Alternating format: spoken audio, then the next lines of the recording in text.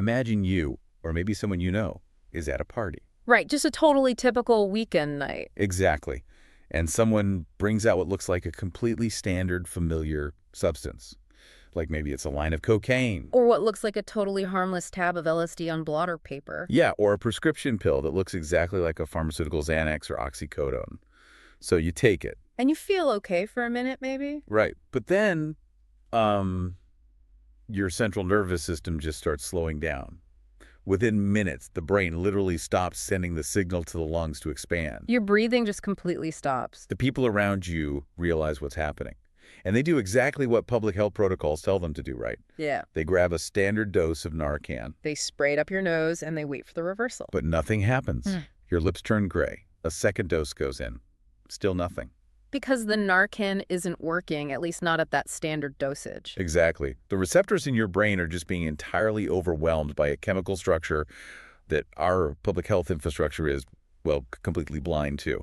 It is a terrifying physiological reality. And, I mean, as we sit here in early 2026, it is playing out continuously across multiple continents. Which is why we're doing this. Yeah. Welcome to today's deep dive. Our mission today is an urgent, high-impact safety briefing. We really need to dissect this newly emerging, completely hidden synthetic opioid in the global drug supply. Right, a drug called cychlorphine. This isn't a hypothetical model. We are looking at a fundamentally altered landscape of risk. Yeah, the safety nets we've spent a decade building are just failing in real time. So the goal today is practical safety. We want you to have a rapid recall of the critical data. Because the fundamental rules of survival for anyone interacting with illicit substances have completely changed. I want to give you the bottom line up front, right at the start. Cychlorphine is estimated to be 10 times stronger than fentanyl. 10 times. It's incredibly potent. It is invisible. The test strips you rely on absolutely do not work on it. 0 commercial tests are available as of right now in April 2026. And because of how it specifically acts in the body, it requires a completely updated, aggressive approach to overdose response. Yeah. Narcan works, but you're going to need multiple doses. The gravity of this specific compound, I mean, it really lies in its covert nature. We are not talking about a substance that users are actively seeking out. Right. Nobody's going out asking their dealer for cychlorphine. Exactly. There is literally no street market demand for it. It is operating entirely as a hidden additive. Like a Trojan horse. It's just a contaminant mixed into existing drug supplies. And the mortality footprint is already highly visible. We've seen dozens of confirmed deaths in 2025, and that rate is just accelerating into 2026. So to understand the fear lethality here, I think we really need to look at the chemistry. We definitely do, because cyclorphine isn't just, a slightly tweaked fentanyl molecule. Right. When I was reviewing the chemical profiles from the recent toxicology reports, the structural classification just stood out immediately. It's an N-propionyl chlorphine. Yeah, which places it in the benzimidazole class of opioids.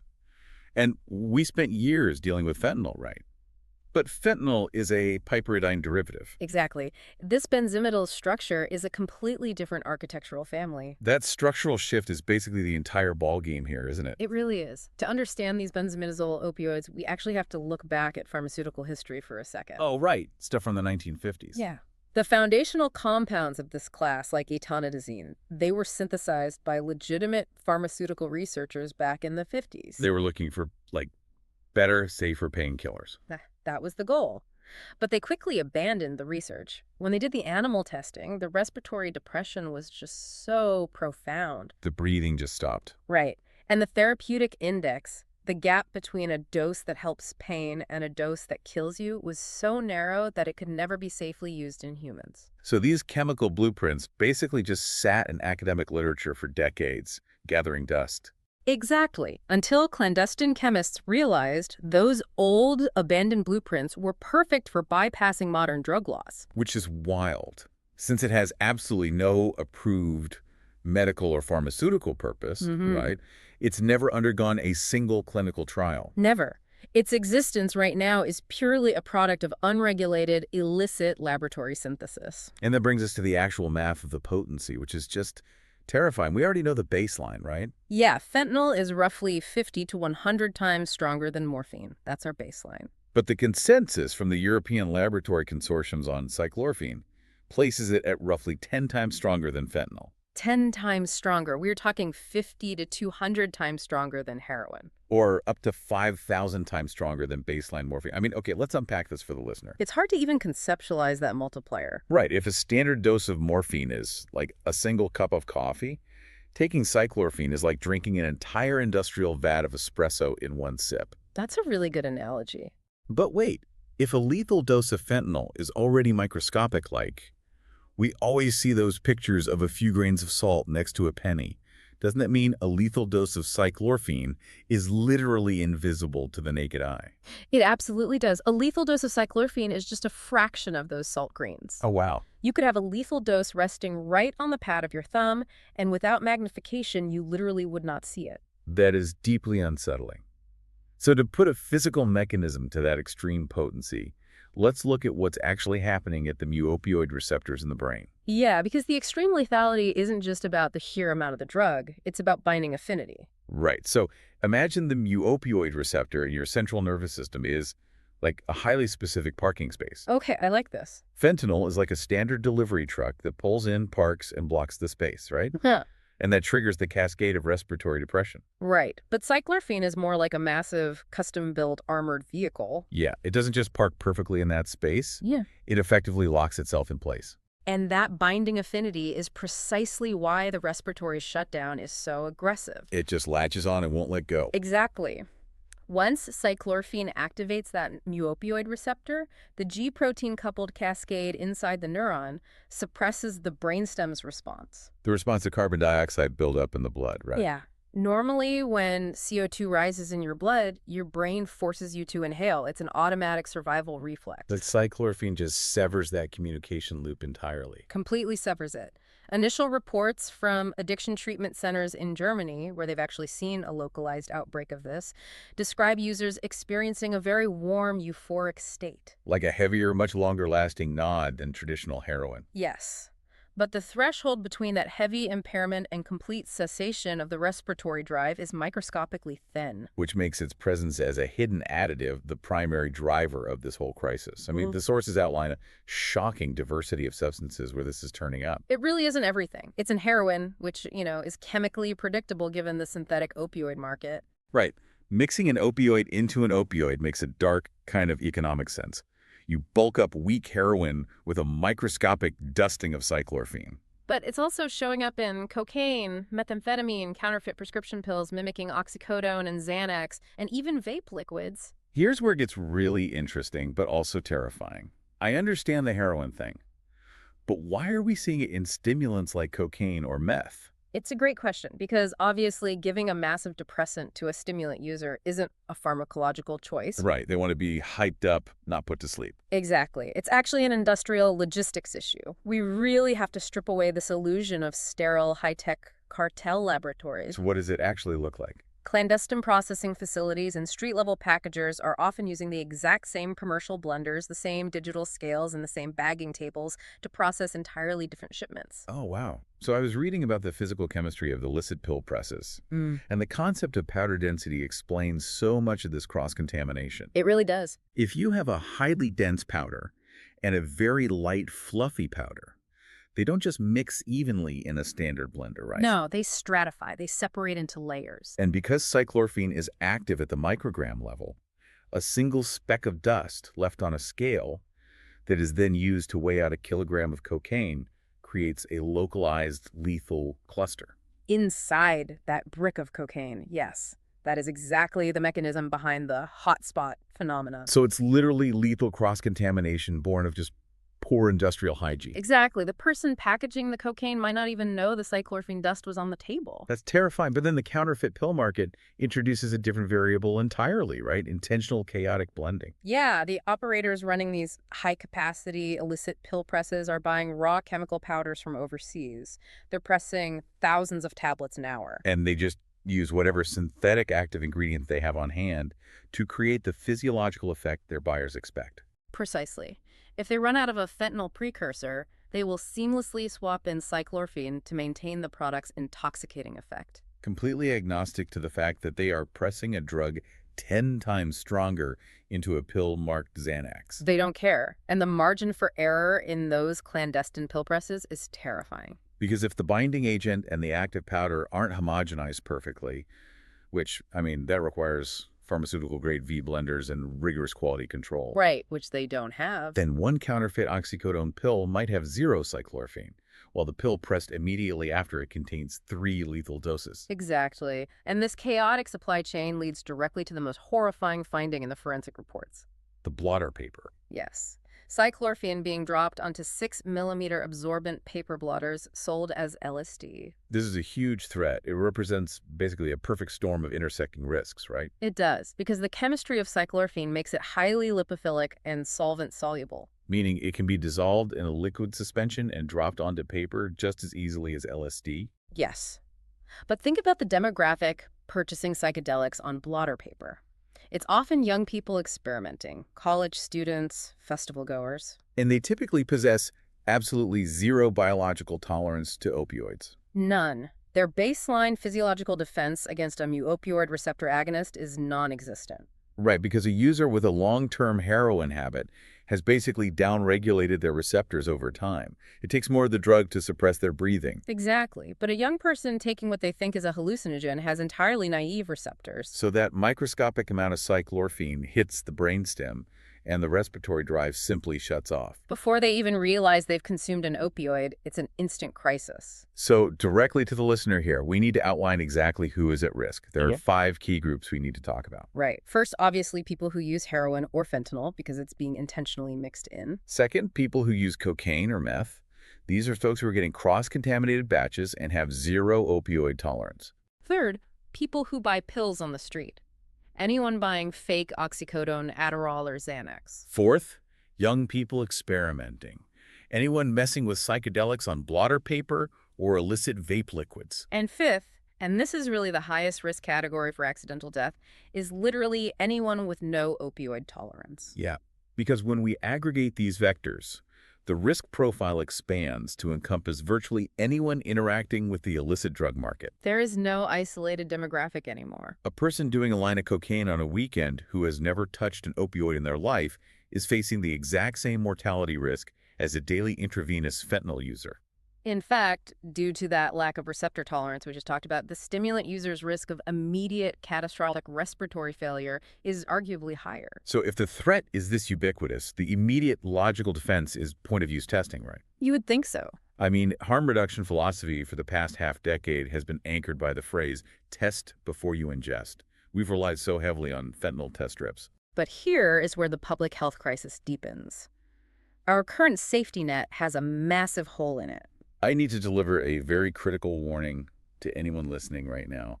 Your test strips will not work. They absolutely will not detect cyclorphine. And we need to explain the chemistry of why, because it's not a manufacturing defect in the strips, right?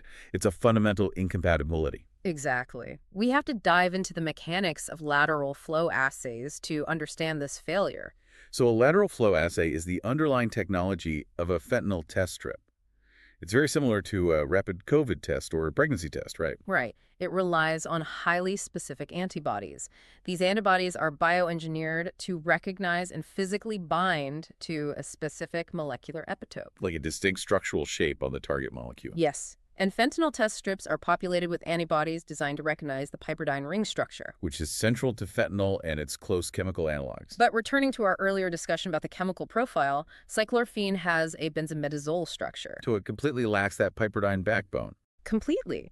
The antibodies on the test strip are scanning the liquid solution for a specific molecular shape, and cyclorphine's shape is so alien to them that they simply float past it without binding. So the strip registers a negative result. The single red line appears. And the user falsely concludes their cocaine or their pill is safe. Wow. The clinical danger of a false negative just cannot be overstated here. It provides a completely lethal sense of security. It does. And as of April 2026, there is no commercial point-of-use test strip available for cyclorphine. The technology simply hasn't been developed, manufactured, and distributed yet. No commercial test strip exists. Zero. But this diagnostic blindness isn't just limited to harm reduction organizations on the street, is it? No, it extends directly into the forensic and medical infrastructure. Right, so when an overdose victim is rushed into an emergency department or arrives at a medical examiner's office, they run standard toxicology screens. Yeah, immunoassay screens. the panels that quickly check for opiates, amphetamines, benzodiazepines, and fentanyl. But those are utilizing that exact same antibody-binding mechanism as the test strips. Exactly. Consequently, standard hospital and coroner panels will return completely negative for cyclorphine. So wait, what does this all mean for the user? If you can't test for it and you can't see it, how could anyone possibly use street drugs safely right now? The brutal truth, you can't. You really can't. Because even starting with a tiny test dose isn't a guarantee of safety, right? Due to those hotspots we talked about. Right, the unevenly mixed batches. The only way to actually confirm the presence of this specific compound is through advanced laboratory analysis. Specifically, liquid chromatography mass spectrometry, or LCMS. Yes. LCMS bypasses the antibody problem entirely. We should explain how that works because it really highlights exactly why our current overdose data is so delayed. An LCMS machine doesn't look for molecular shapes using antibodies, right? No, it uses physics. Right. So when a blood or tissue sample is injected into the machine, the liquid chromatography phase separates all the different molecules based on how they interact with the solvent. And then the mass spectrometer physically vaporizes those molecules. It hits them with an electrical charge to ionize them and then literally shoots them through a magnetic field. Exactly. And because every distinct molecule has a very specific mass-to-charge ratio, the magnetic field deflects them at different angles. So the machine then measures where they hit the detector.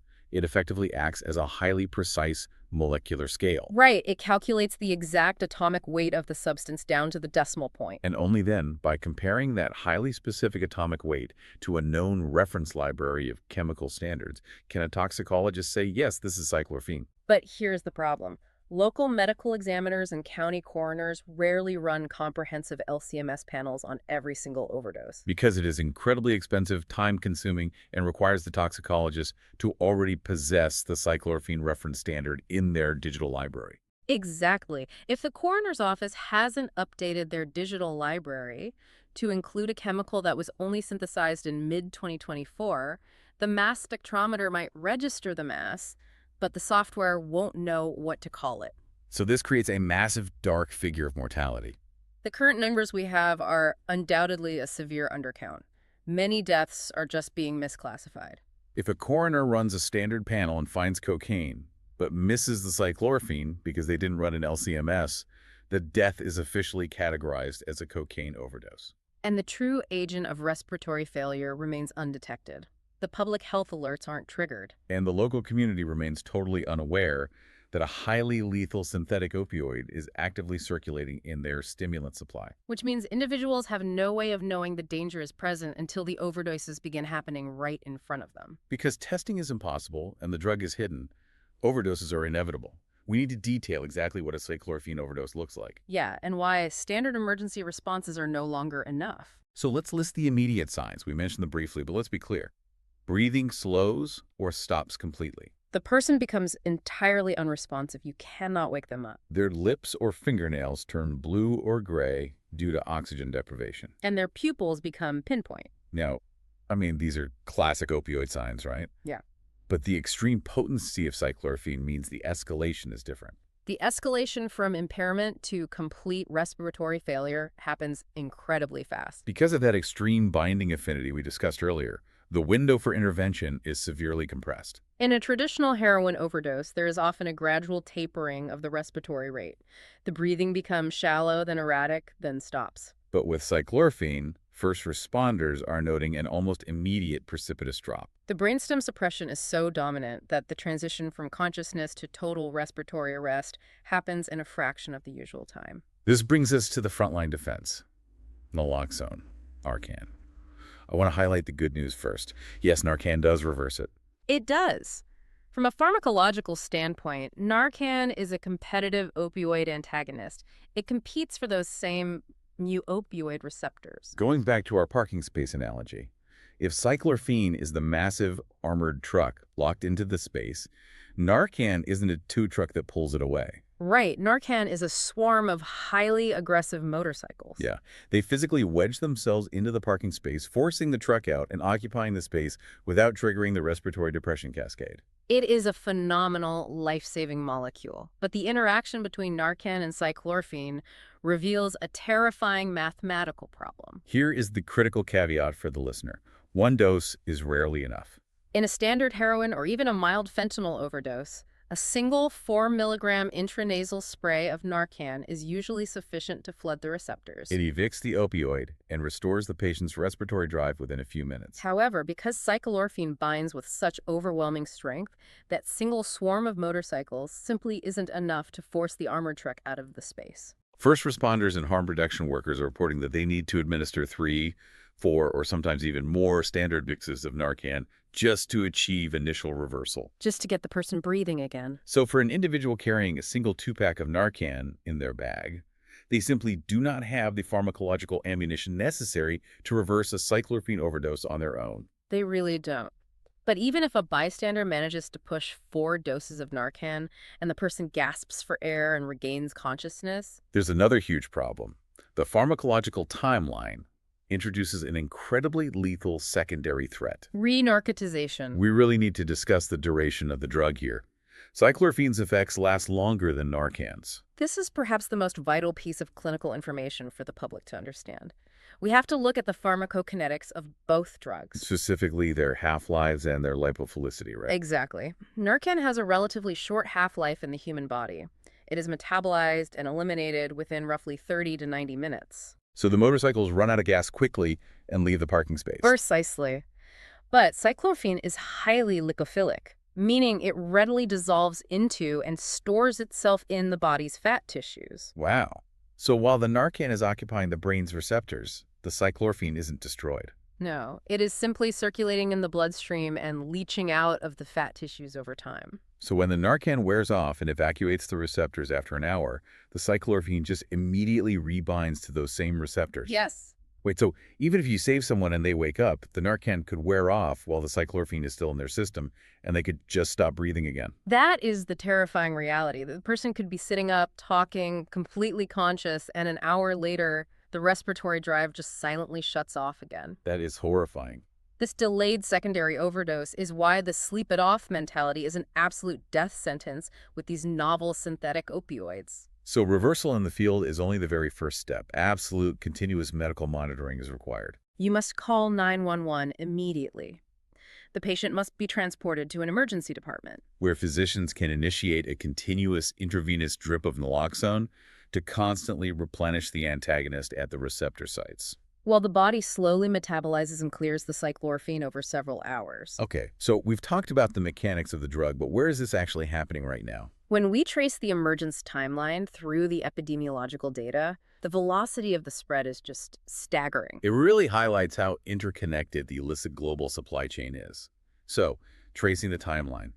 The very first verified global detection occurred in a laboratory setting in China in mid-2024. And the international trafficking routes moved it almost instantaneously. Yeah, by April 2024, the United States DEA registered its first detection in a forensic lab in Florida. The proximity of those dates, mid-2024 in China and April 2024 in Florida, indicates that global detection networks were essentially lighting up simultaneously. This wasn't a slow regional bleed. It was an immediate international distribution. Fast forward to September 2025, health authorities in Canada issued their first alerts following border detections. And then, the mortality cluster shifted heavily to the American South. We need to focus on the hardest-hit region, East Tennessee. Yes, specifically Knox County. Just between July 2025 and February 2026, Knox County alone confirmed 41 overdose deaths directly linked to cyclorphine. 41 confirmed fatalities in a single county over a 7-month period is a catastrophic anomaly for a completely novel substance. It really is. East Tennessee's geographic positioning along major interstate trafficking corridors likely created the optimal environment for a contaminated batch to circulate rapidly. And while Knox County is the epicenter of the domestic outbreak, the national data proves this is not geographically isolated. Right. If we look at the Center for Forensic Science Research and Education, the CFSRE, their data from early 2026 is alarming. They detail over 72 confirmed overdose cases spanning at least 14 different states. We are looking at forensic confirmations in Illinois, specifically Will County, which triggered specific DEA public safety alerts, plus at least one confirmed death in Chicago. It has also been isolated in postmortem toxicology in California, Texas, Ohio, Kentucky, and South Carolina. And the European outbreaks are mirroring this. The UK's public health apparatus linked cychlorphine to at least 5 deaths. And in Germany, authorities have documented multiple fatalities and severe near-fatal poisonings. Right, and many of those in Germany were directly traced back to counterfeit yellow tablets being sold on the street. Which brings us right back to the mass spectrometry blind spot we discussed earlier. Yes, if we have 41 deaths in Tennessee, 72 confirmed cases nationally, and a handful in Europe, we know unequivocally that these figures represent just a fraction of the actual mortality. These are only the cases where a medical examiner had the funding, the foresight, and the updated software library to actively search for an obscure benzimidazole opioid. The true geographical footprint is undeniably vast. The actual death toll is currently incalculable. The numbers are just the tip of the iceberg. So looking at this rapid, deadly spread raises a fundamental question. Why? Why did cychlorphine appear out of nowhere in 2024? The illicit drug market is ultimately a capitalist enterprise driven by demand and supply logistics. The emergence of these ultra-potent novel psychoactive substances, or NPS, is a direct, predictable consequence of international regulatory frameworks. It's the systemic issue of the synthetic opioid cycle. When international law enforcement successfully targets the chemical precursors necessary to synthesize fentanyl, Or when they dismantle a major cartel processing facility. right, the massive consumer demand for opioids does not simply evaporate. Millions of individuals suffering from opioid use disorder require a constant supply to stave off severe physiological withdrawal. The market demand is inelastic. So, faced with a disruption in fentanyl precursor supply, the clandestine chemists staffing the cartel laboratories do not cease production. They pivot. This is what is known as chasing the dragon, right? Exactly. They review the historical pharmaceutical literature, like the 1950s benzimidazole research, and they actively manipulate the molecular structure of the drug. They might add a carbon ring here or substitute a fluorine atom there. The goal is to synthesize a chemical compound that binds to the mu-opioid receptor effectively enough to satisfy the consumer demand, but is structurally distinct enough to evade existing international scheduling laws. So it's basically a global game of whack-a-mole. But every time you hit a mole, the next one that pops up is 10 times deadlier. That is perfectly stated. By trying to regulate fentanyl out of existence, we've inadvertently incentivized the creation of something much, much worse. Exactly. In the U.S., the primary legislative tool to combat this is the Federal Analog Act, which dictates that if a new substance is substantially similar to a banned drug, it can be prosecuted. And in Germany, they utilize the NPSG, the Novel Psychoactive Substances Act, which attempts to ban entire classes of chemicals. They actually utilized the NPSG to officially ban cychlorphine in December 2024. But these legislative frameworks suffer from an inherent fatal flaw, don't they? They are entirely reactive. A regulatory body cannot ban a specific molecular structure until it has been synthesized, distributed, detected in a laboratory, and formally analyzed. And by the time the bureaucratic process outlaws cychlorphine, the clandestine chemists have already synthesized its replacement. An entirely new molecule, potentially 50 times stronger, that once again bypasses the updated laws. It creates a perpetual, deadly cycle of chemical escalation. Because from a logistical standpoint, potency equals profitability. If a cartel needs to smuggle 1 million doses of heroin, they need an entire fleet of commercial trucks. But if they need to smuggle 1 million doses of cychlorphine, they can fit the entire shipment inside a single shoebox. The extreme density of the drug makes it practically immune to standard border interdiction techniques. Which poses an incredible challenge for authorities. This forces a radical reevaluation of how public health infrastructure responds. Toxicologists and harm reduction advocates are focusing on adapting our diagnostic and response capabilities to match the speed of clandestine chemistry. We really need to discuss the recommendations for policymakers here. The primary one being the urgent need to expand laboratory-based drug checking services. If point-of-use lateral flow test strips are rendered obsolete by structural chemical changes, communities require rapid access to advanced spectrometry. Like Fourier transform infrared spectroscopy or FTIR machines, facilities where users can anonymously submit microscopic samples of their drugs. And receive a molecular breakdown of exactly what is in their supply before a contaminated batch causes a mass casualty event in the community. That proactive testing also has to be paired with modernized forensic funding. We need to update toxicology panels for coroners. State and federal governments must subsidize the continuous updating of LCMS reference libraries for every county medical examiner. Ensuring that when a novel substance lands in a jurisdiction, it is identified on the first autopsy, not the 50th. And furthermore, there is a critical need for integrated, rapid alert public health networks. Right. When a lab in Will County, Illinois detects cychlorphine, that data must be instantaneously broadcast to every emergency room and EMS dispatcher. Rather than waiting months for the publication of an academic toxicology paper. Okay, we have dissected a massive amount of dense, highly technical pharmacology, chemistry, and supply chain logistics today. We covered a lot of ground. As we conclude this deep dive, I explicitly want to address you, the listener, to deliver a one-paragraph safety message recap. This is for a quick recall. The absolute most vital takeaways. Cyclorphine is a synthetic opioid 10 times more potent than fentanyl. You cannot test for it. You cannot see it. It is being hidden in heroin, cocaine, meth, fake pills, and even vape juice or LSD blotters. If you use drugs, assume ANY street substance could contain it. Naloxone works, but you may need multiple doses. Never use alone. Call 911 immediately if someone stops breathing or won't wake up. This drug has already killed dozens of people in 2025 and 2026, and it is spreading. The bottom line is that cyclorphine is not a new drug to try. It is a hidden killer being added to the existing drug supply without warning. The only safe dose is 0. If you or someone you know uses drugs, carry multiple doses of Narcan and never use alone. But as we step back from the immediate tactical response, I want to leave you with a larger philosophical and practical question to ponder. The emergence of cychlorphine proves unequivocally that our current localized harm reduction technologies like point-of-use test strips and standard single-dose Narcan protocols are lagging behind the speed of clandestine chemistry. If the drug supply is evolving chemically faster than our safety tools can adapt, how do we fundamentally redesign our public health approach? What happens when the next synthetic compound, which could be 100 times stronger than cychlorphine, inevitably enters the market? How does a society prepare for a future where the chemical margin for error is effectively 0? That is the chilling paradigm shift we have to internalize. The landscape of risk has permanently altered. Thank you for joining us on this deep dive. We urge you to share this critical safety information with your communities, with harm reduction advocates, and with anyone whose life might intersect with these risks. Stay informed, remain highly vigilant, and take care of each other.